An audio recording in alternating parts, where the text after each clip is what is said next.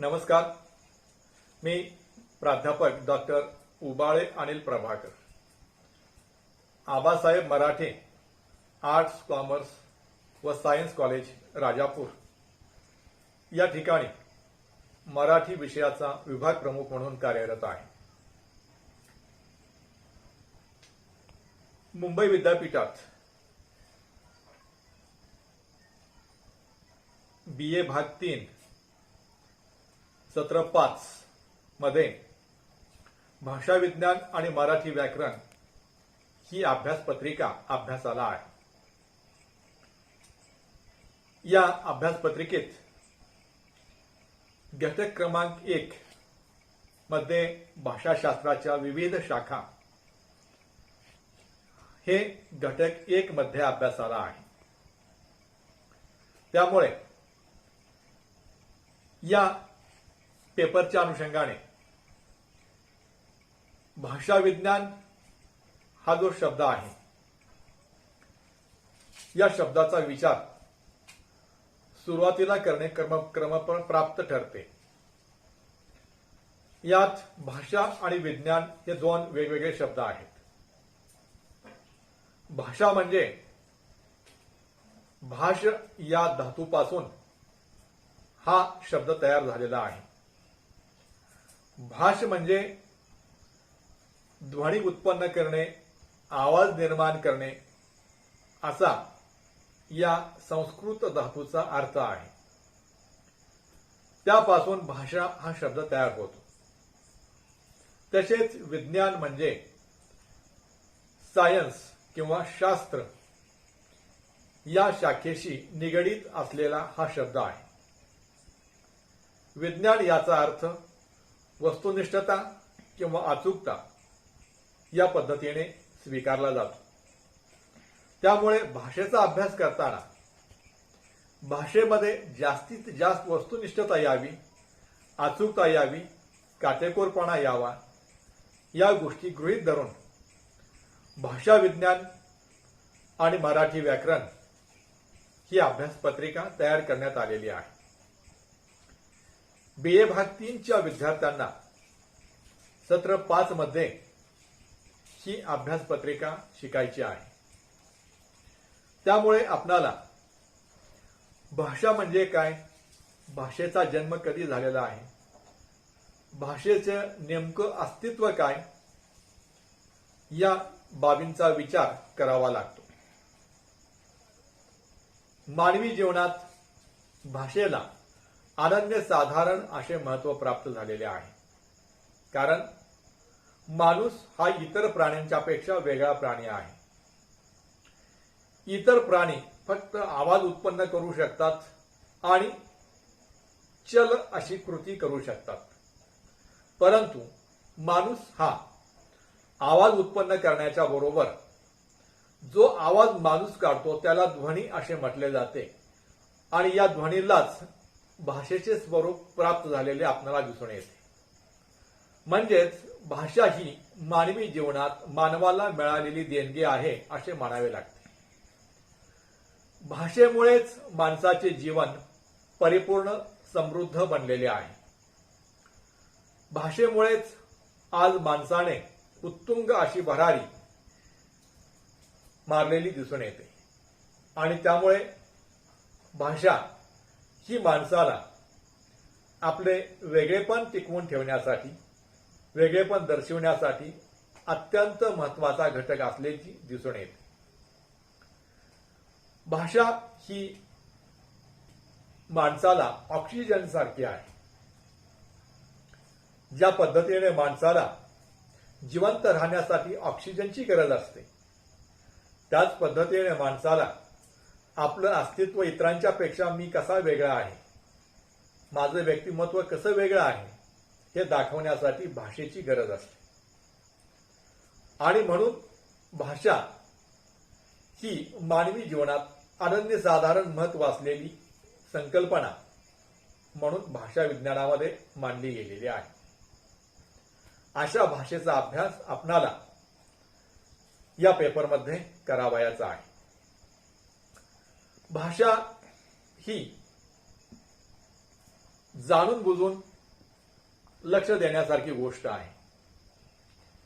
ज्या पद्धतीने माणूस जिवंत असताना किंवा तरुण असताना आपल्या स्वतःच्या अस्तित्वाकडे लक्ष देत नाही, आपल्या स्वतःच्या शरीराकडे लक्ष देत नाही, कारण अंगामध्ये चैतन्य असतं, तारुण्य असतं, सळसळतं रक्त असतं.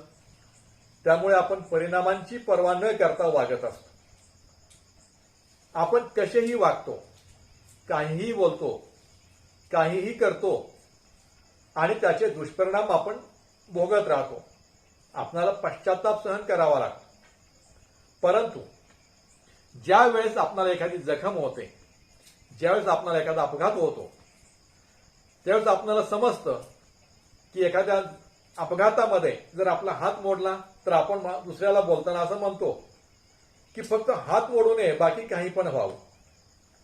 आपल्याला ठेच लागली, पायामध्ये वेदना होतात, कळा येतात, आपण दुसऱ्यांना बोलताना असं म्हणतो की फक्त ठेच लागू नये, बाकी काही पण व्हावं. सांगण्याचं तात्पर्य माझं असं आहे की जाणून बुजून आपण तंदुरुस्त असताना आपल्या मानवी शरीराकडे दुर्लक्ष करतो. परंतु त्याच शरीरामध्ये एखादी बाधा निर्माण झाली की आपल्याला त्या अवयवाची किंमत कळायला लागते, त्याची उपलब्धता आपल्याला समजायला लागते. आणि म्हणून आपण भाषेकडे सहज म्हणून असं कधीही लक्ष देत नाही. कारण जन्मल्यापासून आपली जी मातृभाषा असते, आपली महाराष्ट्रीयन माणसांची मातृभाषा मराठी, आपण सहज बोलतो मला मराठी येते, मी मराठी भाषा बोलतो. परंतु मराठी म्हणजे काय, मराठी भाषेचा उगम कधी झाला, मराठी भाषेचं व्याकरण काय आहे, व्याकरणाचे नियम काय आहेत, याविषयी आपल्याला काहीही माहीत नसतं.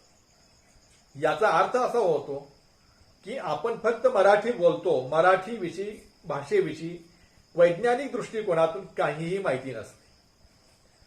याच गोष्टीला गृहीत धरून आपणाला भाषा विज्ञानाच्या ज्या विविध शाखा आहेत त्या शाखांचा अभ्यास करावा लागतो. कारण भाषेशिवाय मानवी अस्तित्वाला कसलाही अर्थ उरत नाही. भाषा जर नसती तर माणूस हा इतर प्राण्यांच्या सारखाच एक प्राणी वाटला असता. आणि म्हणून मानवी जीवनात भाषेला अनन्यसाधारण असे महत्व प्राप्त होते. आणि म्हणून या अनुषंगाने भाषा विज्ञानाचा अभ्यास करताना घटक 1 मध्ये विज्ञानाचा अभ्यास करताना घटक 1 मध्ये वर्णनात्मक, ऐतिहासिक आणि समाजशास्त्रीय भाषा विज्ञान या शाखांचा अभ्यास करावयाचा आहे. ऐतिहासिक भाषा विज्ञानात इतिहासकालीन किंवा जुन्या भाषांचा अभ्यास आपणाला करता येतो. प्रामुख्याने भाषा ही एक सामाजिक संस्था आहे. सामाजिक संस्था म्हणजे भाषेवर कोणत्याही एका व्यक्तीचा अधिकार नसतो. आपण दैनंदिन जीवनात अनेक शब्द उच्चार करतो, बोलतो, परंतु प्रत्येक शब्दाच्या पाठीमागे समाजाचे सामाजिक संकेत असतात. माणूस म्हटला की आपल्याला विशिष्ट आकृती आपल्या डोळ्यासमोर येते. झाड म्हटलं की आपल्या डोळ्यासमोर विशिष्ट आकृती येते. खडू म्हटलं की आपल्याला विशिष्ट वस्तू दिसायला लागते.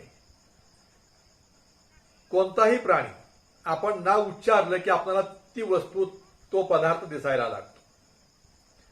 याच्या पाठीमागे संकेत असतात आणि या संकेताच्या अनुषंगाने भाषा ही अर्थपूर्ण बनत असते.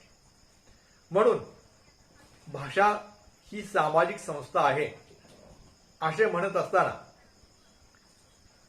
ती एक अर्जित वस्तू आहे असेही म्हणावे लागते. अर्जित वस्तू म्हणजे स्वतः मिळविलेली, स्वतः अर्जित केलेली.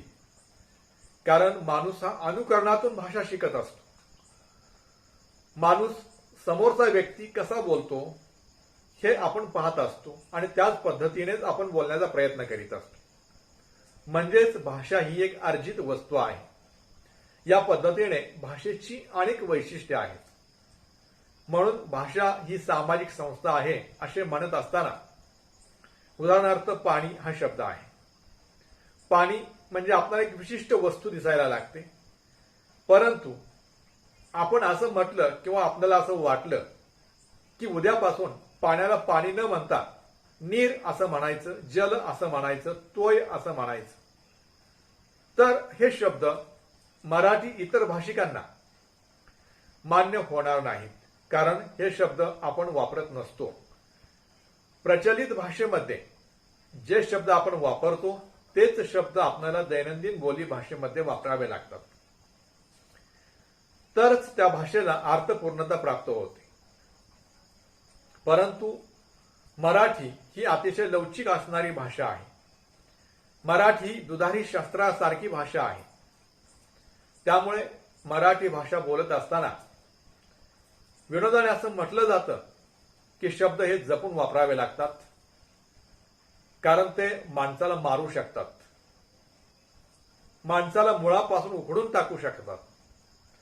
आणि म्हणून भाषेचा उच्चार करताना, शब्दांचा उच्चार करताना आपल्याला अतिशय जपून बोलावं लागतं. याच्यामुळे मी तुम्हाला पाण्याचं उदाहरण देतोय.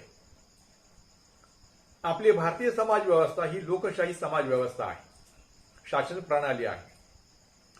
या शासन प्रणालीत उद्या पंतप्रधानांनी एक कायदा पास केला की पाण्याला पाणी न म्हणता जल असे म्हणावे, तर मराठी भाषा बोलणारा संपूर्ण समूह गट तो शब्द मान्य करणार नाही, कारण त्यांना तो शब्द त्या अर्थाने जरी समानार्थी असला तरी उच्चारताना तो व्यवस्थित वाटणार नाही, कारण तो आपल्या बोली भाषेमध्ये आपण वापरत नाही.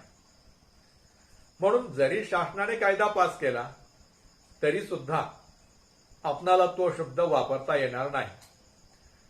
पंतप्रधान सांगतात म्हणून तो आपण शब्द वापरायचा, उच्चारायचा, हे कोणत्याही व्यक्तीला मान्य होणार नाही.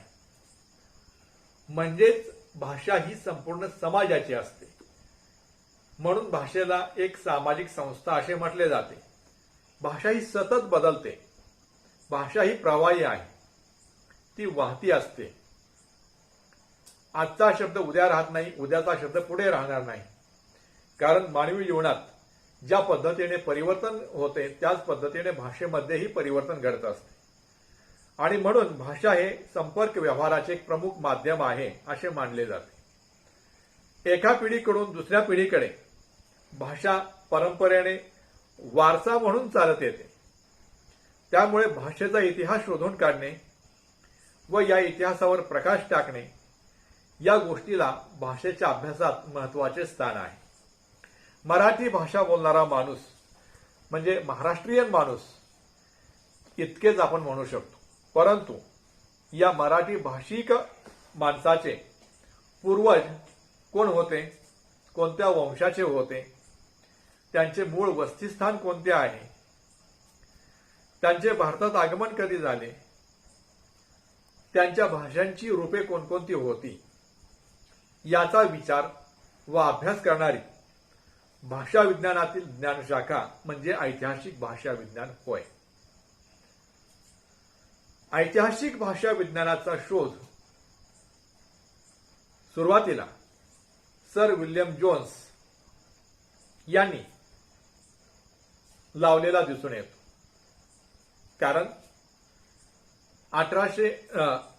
कारण इसवी सन 1786 मध्ये कलकत्ता या ठिकाणी भरलेल्या एशियन सोसायटीच्या वार्षिक अधिवेशनात सर विल्यम जोन्स यांनी एक शोधनिबंध सादर केला. त्या शोधनिबंधात त्यांनी असे म्हटलेले होते की संस्कृत, ग्रीक व लॅटिन या भाषा मंचामध्ये जे साम्य आढळते ते इतके घनिष्ठ आणि खोलवर रुजलेले आहे की या साम्याचा खुलासा करण्यासाठी ती साम्य स्थळे आढळणाऱ्या भाषा कोणत्या तरी एका भाषेपासून जन्माला आलेल्या असाव्यात. आणि ही जी संस्कृत, ग्रीक व लॅटिन या भाषांच्या मुळाशी असणारी भाषा आज आपणास उपलब्ध नाही असे मानावे लागते.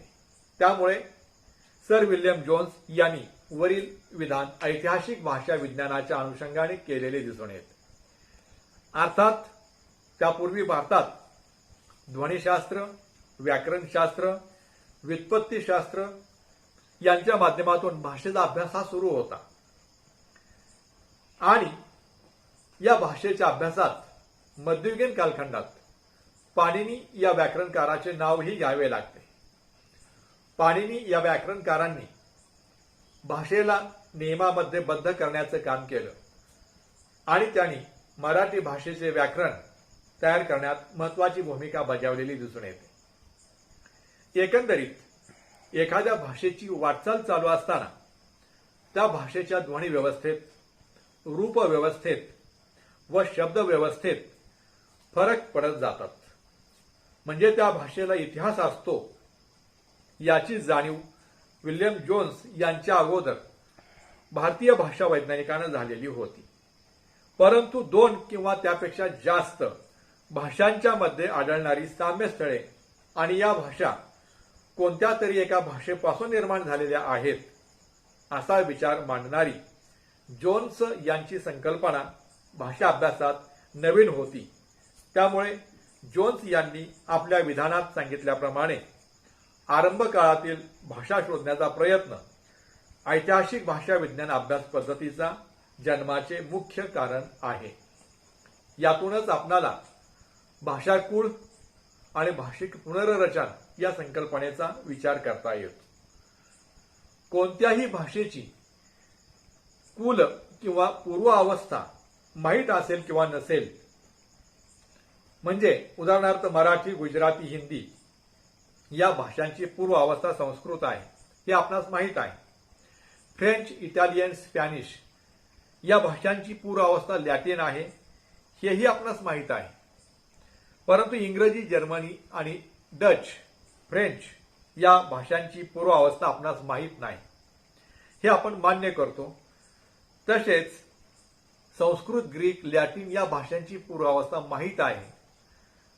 माहीत असलेली आणि माहीत नसलेली अशा भाषांचा अभ्यास करणारी शाखा, मूळ शाखा म्हणजे ऐतिहासिक भाषा विज्ञान होय. यातूनच विल्यम जोन्स यांनी भाषिक पुनर्रचनेची संकल्पना मांडलेली दिसून येते. ऐतिहासिक भाषा विज्ञानात एखाद्या भाषेच्या ध्वनी परिवर्तनाचा शोध घेऊन त्यातून त्याचे काही नियम प्रस्थापित केले जातात. या तत्वाच्या आधारे भाषाकुल संकल्पना अस्तित्वात आलेली आहे. भाषाकुल संकल्पनेमध्ये भाषेची पूर्वीची अवस्था, भाषेचा जन्मकाळ, काळानुसार तिच्यात झालेले बदल, हे बदल होण्याची कारणे, परभाषेशी त्या भाषेचा आलेला संबंध व या संबंधाचा त्या भाषेवर होणारा परिणाम आणि त्या भाषेतील शब्दसंग्रह इत्यादी अंगाने ऐतिहासिक भाषा अभ्यासात संशोधन होत असते. आणि भाषाकुल संकल्पनेचा अभ्यास करताना अस्तित्वात असलेल्या प्राचीन भाषेला जन्म देणारी भाषा मूळ भाषेचे पुनर्रचन करीत असते. यामुळे भाषाकुल संकल्पनेला भाषा विज्ञानाच्या अभ्यासात महत्त्वाचे स्थान प्राप्त झालेले आहे असे आपणाला म्हणता येते. यातूनच भाषिक पुनर्रचन करण्याच्या 2 पद्धती अस्तित्वात आलेल्या आहेत हे आपणाला माहीत होते. त्यातील तौलनिक किंवा बहुभाषिक पुनर्रचन ही एक पद्धत आणि अंतर्गत व एक भाषिक पुनर्रचन ही दुसरी पद्धत अस्तित्वात आलेले दिसून येते. तौलनिक व बहुभाषिक पुनर्रचनेमध्ये एकापेक्षा अधिक भाषांमधून गोळा केलेल्या पुराव्यावर आधारलेली भाषिक पुनर्रचनेची प्रक्रिया म्हणजे बहुभाषिक पुनर्रचन होय. यातून पुनर्रचनेची सामग्री गोळा केली जाते. पण ही सामग्री गोळा करीत असताना निवडलेला तपशील एकमेकांशी उसनवारीचे साम्य दर्शवणारा नसावा, तर तो तपशील भाषेचे पारंपरिक धन असावे. उदाहरणार्थ मराठी व गुजराती या 2 भाषांच्या आधारे पुनर्रचन करायचे असेल तर आपणाला मराठीतील टोमॅटो व गुजरातीमधील टमाटो हे शब्द निवडू नयेत, कारण हे शब्द या भाषांचे परंपरागत धन नाहीत, तर ते उसनवारीने मिळविलेले आहेत. त्याऐवजी मराठीतील माती आणि गुजरातीमधील माटी हे शब्द घेणे योग्य ठरेल, कारण ते त्या शब्दांचे पारंपरिक धन आहेत. अर्थात तौलनिक किंवा बहुभाषिक पुनर्रचन पद्धतीच्या आधारे आपणास भाषेची पुनर्रचना अभ्यासता येते. आणि दुसरा यातील प्रकार म्हणजे अंतर्गत व एकभाषिक पुनर्रचन. यात दुसऱ्या कोणत्याही भाषेचा आधार न घेता एकाच भाषेतील पुराव्यांच्या आधारे भाषेच्या पूर्वावस्थेविषयी अनुमान काढण्याच्या प्रक्रियेला अंतर्गत किंवा एकभाषिक पुनर्रचन असे म्हटले जाते. उदाहरणार्थ, संस्कृतमध्ये देव या शब्दाची निरनिराळी रूपे आढळतात.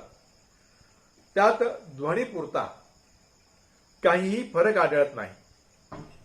परंतु मरुत म्हणजे वारा हा शब्द घेतला तर याची मरुत मरुद अशी 2 रूपे होताना दिसतात.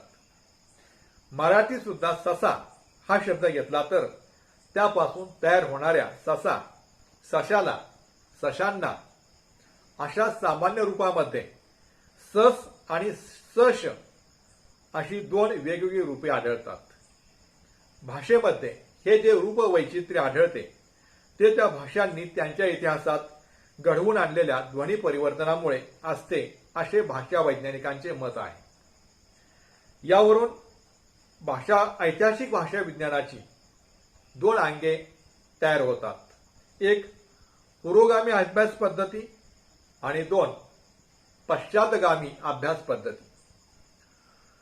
पुरोगामी अभ्यास पद्धतीमध्ये आपणाला भाषेच्या पूर्वावस्थेपासून नंतरच्या काळात तिचे स्वरूप कसे कसे बदलत गेले, टप्प्याटप्प्याने त्यामध्ये कोणते बदल होत गेले हे अभ्यासनाची पद्धती म्हणजे पुरोगामी अभ्यास पद्धती होय. उदाहरणार्थ, संस्कृत नंतर प्राकृत, त्यानंतर अपभ्रंश, त्यानंतर अर्वाचीन मराठी भाषा असा मराठी भाषेचा घेतलेला शोध म्हणजे पुरोगामी अभ्यास पद्धती होय. तर पश्चातगामी अभ्यास पद्धती म्हणजे भाषेची पूर्व अवस्था माहीत नसेल तर तिच्या आज अस्तित्वात असणाऱ्या अवस्थेकडून मागच्या अवस्थेकडे जाणाऱ्या पद्धतीला पश्चातगामी अभ्यास पद्धती असे म्हटले जाते. उदाहरणार्थ, मराठीच्या आधी अपभ्रंश, त्याच्याही आधी प्राकृत, त्याही आधी संस्कृत असा मराठीचा केलेला अभ्यास म्हणजे पश्चातगामी अभ्यास पद्धती होय. या अभ्यास पद्धतीमध्ये जरी आपल्याला ऐतिहासिक पद्धतीने भाषा विज्ञानाचा किंवा कोणत्याही भाषेचा अभ्यास करता येत असला तरीही या ऐतिहासिक भाषा विज्ञानात किंवा 19व्या शतकामध्ये ही भाषा विज्ञान पद्धती अस्तित्वात आल्यानंतर जागतिक पातळीवर भाषा अभ्यासाच्या काही परंपरा तयार झालेल्या दिसतात आणि याच अभ्यास पद्धतीला तौलनिक भाषा अभ्यासांची मदत झालेलीही दिसून येते. यातूनच वेगवेगळे भाषा वैज्ञानिक जगातील भाषांचा अभ्यास करू लागले आणि त्यातून ऐतिहासिक भाषा विज्ञानाचा अभ्यास हा अधिक खोलवर होत गेलेला दिसून येतो. त्यामुळे ऐतिहासिक भाषा विज्ञान पद्धतीला काही मर्यादा पडतात. त्यात पहिली मर्यादा म्हणजे ऐतिहासिक भाषा विज्ञान पद्धतीचा अभ्यास करीत असताना आपल्याला मृत सामग्रीवर आधारित किंवा अवलंबून राहावे लागते. ही या ऐतिहासिक भाषा विज्ञान पद्धतीची पहिली मर्यादा आहे असे आपल्याला म्हणावे लागते. कारण याच्यामध्ये जी सामग्री आपण आधारासाठी निवडतो ती मृत झालेली असते. ज्या भाषा आज बोलल्या जात नाहीत त्यांच्यातील सामग्री ही लिखित स्वरूपाची असते. म्हणजेच भाषेचे ग्रांथिक स्वरूप हे बहुधा कृत्रिम असते, तर बोली स्वरूप हे नैसर्गिक असते. त्यामुळे ग्रांथिक सामुग्रीतून काढलेल्या निष्कर्षांच्या आधारे केला जाणारा भाषांचा अभ्यास हा सार्वत्रिक आणि अबाधित ठरेलच असे नाही. त्यामुळे ही या अभ्यास पद्धतीची पहिली मर्यादा आहे असे आपल्याला म्हणावे लागते. त्यानंतर यात दुसरी मर्यादा जन व जनक संबंध अशा पद्धतीची आहे. भाषांच्या संदर्भातील जन्य व जनक संबंधाची कल्पना ही या ठिकाणी पूर्णपणे लागू पडेल असेही म्हणता येत नाही. कारण एका विशिष्ट भाषेपासून दुसरी भाषा कधी जन्माला आली आणि अन्य कोणत्याही भाषेमध्ये किंवा भाषेशी त्या भाषेचा संबंध नसतो असे कधीच होत नाही. उदाहरणार्थ मराठी या भाषेची निर्मिती अपभ्रंश या भाषेपासून झालेली आहे असे जरी आपण म्हटले तरी तिच्या निर्मितीत संस्कृतीकरणाची प्रक्रिया कार्यरत झालेली आहे. तसेच संस्कृत व प्राकृत या भाषेपासून तिने उसळणारी घेतलेली आहे केलेली आहे असेही आपल्याला मान्य करावे लागते. म्हणजेच कानडी सारख्या द्राविडी भाषा कुलातील भाषांचाही तिला हातभार लागलेला आहे. याचा अर्थ एका भाषेपासून दुसरी भाषा उदयाला येते असे सांगणारा जन्य जनक संबंध प्रत्येक वेळी लागू पडतोच असे नाही. आणि त्यानंतर 3 नंबरची मर्यादा म्हणजे ध्वनी परिवर्तनाची मर्यादा आहे. कारण माणूस आदी भाषेमध्ये जुन्या भाषेमध्ये एखादा शब्द कसा उच्चारत होता याचा अभ्यास करायचा असेल तर आपल्याला एखाद्या क्लिपवरती जुन्या एखाद्या आवाजावरती अवलंबून राहावे लागते.